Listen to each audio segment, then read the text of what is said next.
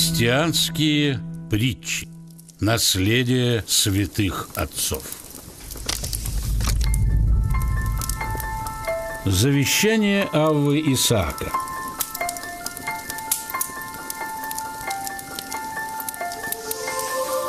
Когда настало время кончины Аввы Исаака, собрались к нему старцы и спросили его: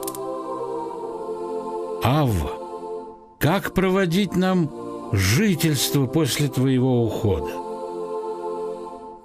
Он отвечал им: «Вы видели, как я жил.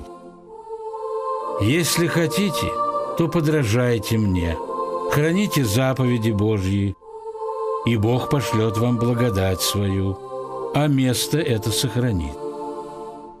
Если же не будете соблюдать заповедей Божьих, то не пребудете и на месте этом. И мы скорбели, когда умирали отцы наши.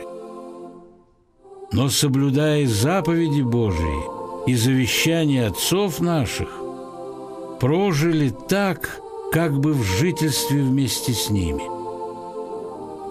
И вы поступайте так, и спасетесь».